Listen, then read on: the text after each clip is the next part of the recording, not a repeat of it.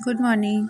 आज हम लोग पढ़ेंगे मेंडल के आनुवंशिकी के नियम, है ना। मेंडल ने आनुवंशिकी दिया था, उनको आनुवंशिकी का जनक कहा जाता है। तो उन्होंने आनुवंशिकी के लिए 3 नियम दिए थे, है ना। और उन्हीं नियमों के आधार पर जो जीवों में जो लक्षण होते हैं, आनुवंशिक लक्षण होते हैं, है ना, वो एक पीढ़ी से दूसरे पीढ़ी में ट्रांसफ़र होते हैं। तो यहाँ पर लिखा है कि एक संकरण व द्विसंकरण से प्राप्त निष्कर्षों के आधार पर हम लोग एक संकरण पढ़ लिए हैं, द्विसंकरण पढ़ लिए हैं। तो उसमें पढ़ते पढ़ते ही बताई थी कि कहाँ पर कौन सा नियम लगता है करके, है ना। तो उन्हीं निष्कर्षों के आधार पर मेंडल ने 3 नियम का प्रतिपादन किया, जिसमें पहला नियम है प्रभाविता का नियम। पहला नियम क्या है? प्रभाविता का नियम। तो प्रभाविता का नियम क्या होता है?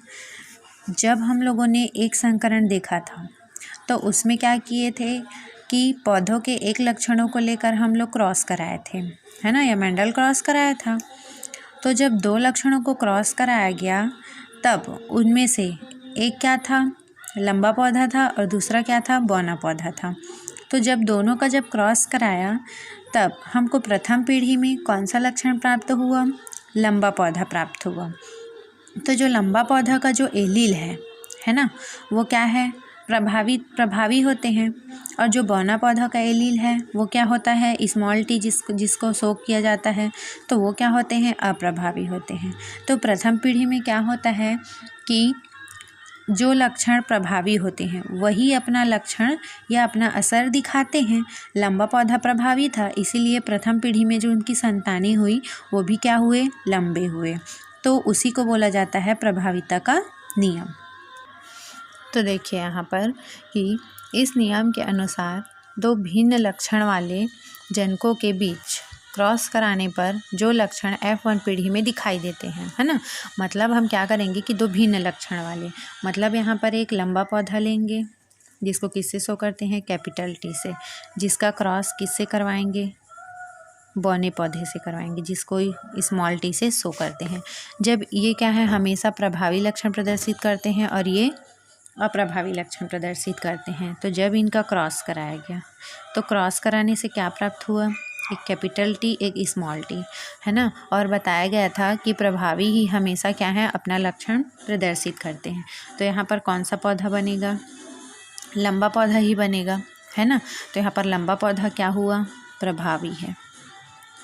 ठीक। तो मेंडल ने इसी को बताया कि F1 पीढ़ी में, है ना, जो लक्षण दिखाई देता है वही प्रभावी होते हैं और जो लक्षण दिखाई नहीं दिया, मतलब यहाँ पर बौना पौधा का लक्षण नहीं दिखाई दिया, तो वो क्या है? अप्रभावी है। तो इसी को बोला जाता है प्रभाविता का नियम। अब इसके बाद दूसरा नियम क्या है? पृथक्करण का नियम। अब हम देखेंगे कि पृथक्करण का नियम, है ना। प्रभाविता के नियम में यहाँ तक था कि जो प्रभावी लक्षण प्रदर्शित करते हैं, है ना, वही अपने F1 पीढ़ी में प्रदर्शित होते हैं। तो F1 पीढ़ी में लंबा पौधा हुआ था। अब इसी के जो बाद वाला जो प्रोसेस है उसमें पृथक्करण का नियम लागू होता है। तो पृथक्करण के नियम में क्या होता है कि जब यहाँ पर बौना पौधा का लक्षण दिखाई नहीं दिया, है ना, तब हम लोग एक संकरण में क्या किए थे? इसी का स्वपरागण कराए थे, है ना। तो जब ये वाले का क्या किए? फिर से स्वपरागण करा दिए, है ना। मतलब ये क्या था? लंबा पौधा था, है ना, जो F1 पीढ़ी में प्राप्त हुआ था, और इसमें जो बौना पौधा का जो लक्षण है वो छुपा हुआ था। तो जब इसका क्रॉस कराते हैं, है ना, तो इसके आधे युग्मक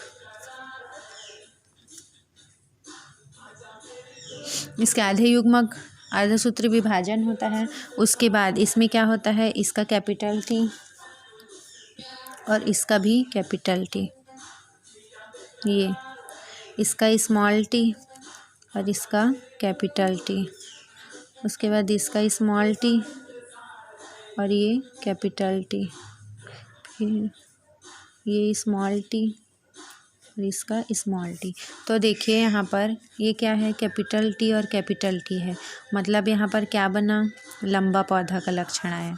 यहाँ पर कैपिटल टी और स्मॉल टी है, मतलब यहाँ पर कैपिटल टी प्रभावी है, इसलिए ये भी क्या होगा? लंबा पौधा ही बनेगा।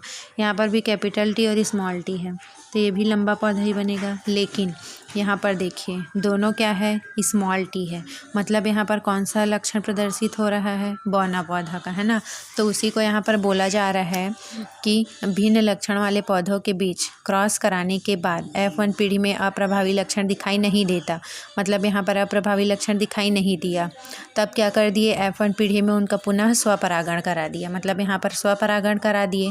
तो स्वपरागण कराने के पश्चात जो अप्रभावी लक्षण होते हैं वो F2 पीढ़ी में क्या हो जाते हैं, पृथक हो जाते हैं। मतलब यहाँ पर देखिए कि जब इसका दोबारा स्वपरागण कराया गया है ना, तो ये F2 पीढ़ी में जो अप्रभावी लक्षण जो F1 में नहीं दिखाई दे रहे थे, है ना, वो क्या होगा, यहाँ पर F2 पीढ़ी में पृथक होकर उभर कर दिखाई देने लगे, है ना।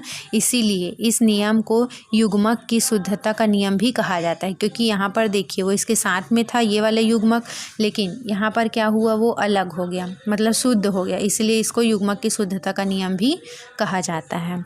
तीसरा नियम पढ़ेंगे, स्वतंत्र अवव्यूहन का नियम।